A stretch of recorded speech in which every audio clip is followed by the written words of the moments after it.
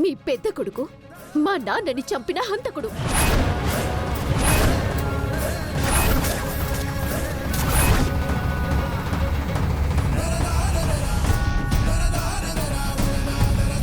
కావాల్సి వస్తే ఈ విషయాన్ని మీ చిన్న కొడుకుని అడగండి.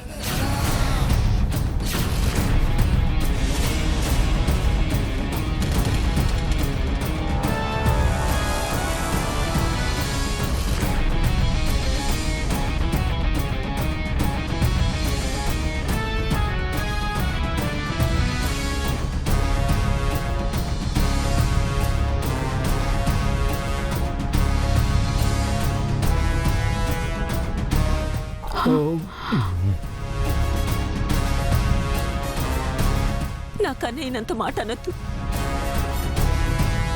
వాడు కలలో కూడా చీమకు కూడా హాని చేయడు. కలలో ఏ హాని చేయడు, కానీ నిజ జీవితంలో యాక్సిడెంట్ చేసి ఒక ప్రాణాన్ని బలి తీసుకొని ఒక కుటుంబాన్ని చిన్న భిన్నం చేసి అసలు ఏమీ తెలియనట్టు ఎలా ఉన్నారు మీరంతా?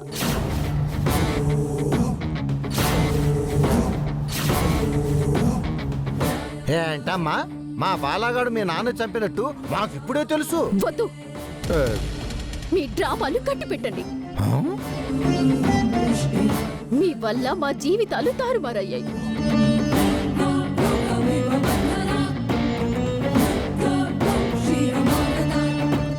మీ వల్ల ఒక ప్రాణం పోయిందని, ఆ ప్రాణాన్ని నమ్ముకొని ఎంతమంది ఆధారపడి బతుకుతున్నారో మీరెప్పుడైనా ఆలోచించారా?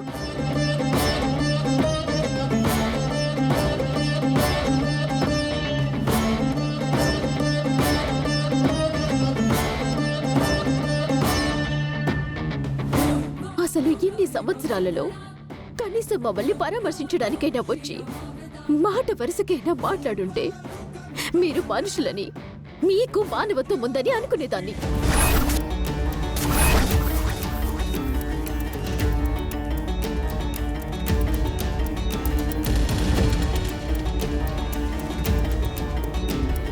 కానీ మీరు మా వైపు కన్నెత్తి కూడా చూడలేదు. అసలు మేమెవరో తెలియనట్టు నటించారు. గాయత్రి, ఊరికే మాటలు జారకు. నేను ఊరికే ఏం మాట్లాడను.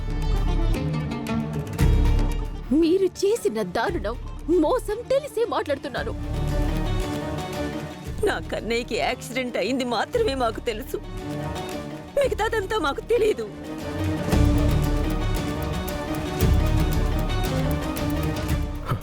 అవును గాయత్రి, ఇక్కడ ఎవరికి మా అన్నయ్య యాక్సిడెంట్ చేసిన విషయం తెలీదు. అయినా వాడు కావాలని మీ నాన్నని చూసి గుద్ది చంపాడా? ఏదో అనుకోకుండా అలా జరిగిపోయింది.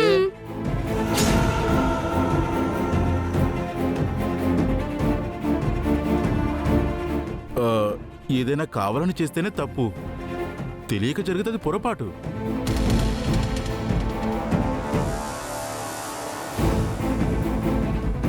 బాలబాబు గారు పొరపాటు చేశారు.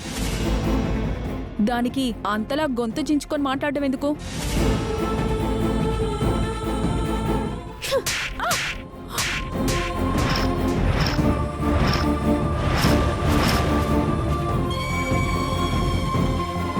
నా కోడలే కొడతావా నిన్ను?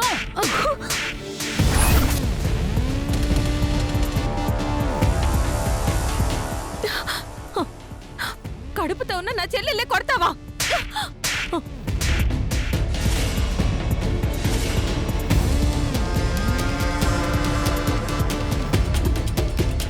ఏయ్, ఎంత ధైర్యమే నీకు? నన్నే కొడతావా?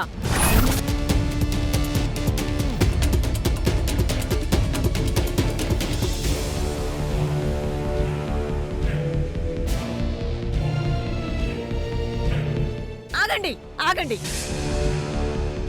ఏంటి, ఏం జరుగుతుంది ఇక్కడ?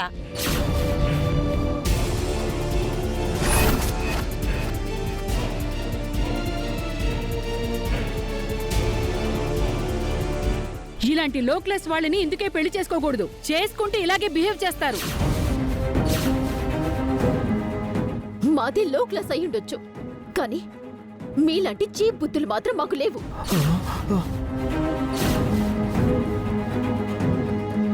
మీ అందరికీ ఏమీ తెలీదు అంటున్నారు కానీ మీకు అన్నీ తెలిసే మమ్మల్ని మీ కొడుకులకిచ్చి పెళ్లి చేశారు.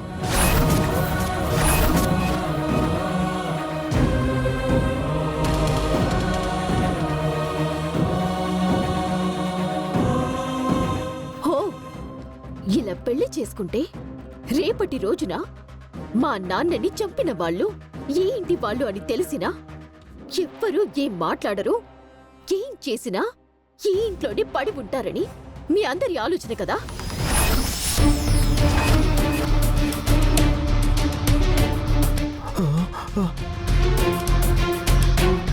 అందుకే మమ్మల్ని కోడలుగా ఇంట్లోకి రానిచ్చారు. మీరు చేసిన పాపాన్ని కడుక్కోడానికే మమ్మల్ని ఉండనిస్తున్నారు. గాయత్రి, ఇక్కడ ఎవరికి ఏమీ తెలీదు. నేను యాక్సిడెంట్ జరిగిన ప్లేస్లో లేను, కానీ హాస్పిటల్లో మీ నాన్నగారు చనిపోయినట్లు మాత్రమే తెలుసు.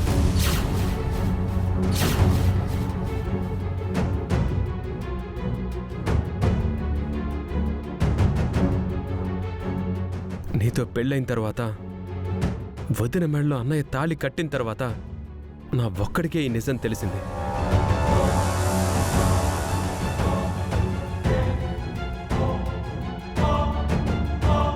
మీ నాన్నని చంపింది మా అన్నయ్య అని ఆ నిజం బయటపడితే ఎక్కడ గొడవలు అవుతాయో అని నేనే మౌనంగా ఉండిపోయాను.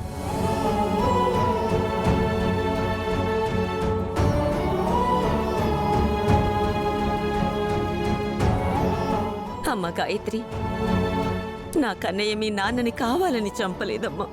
మీరందరూ నా కన్నయ్యని హంతకుడు, దుర్మార్గుడు అనడానికి.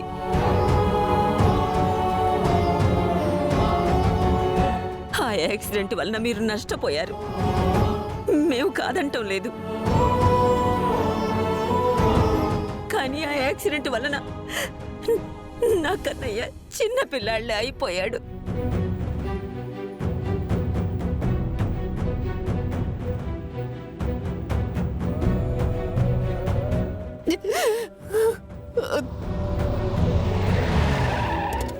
ఇన్ని సంవత్సరాలు ఆ తప్పుకి శిక్ష అనుభవిస్తూనే ఉన్నాడు.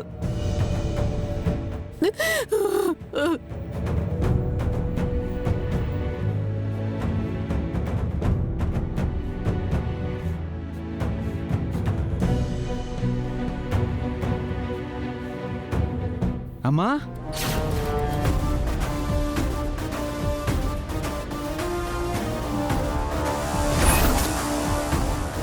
కన్నయ్య, కన్నయ్య, అమ్మా, కన్నయ్య.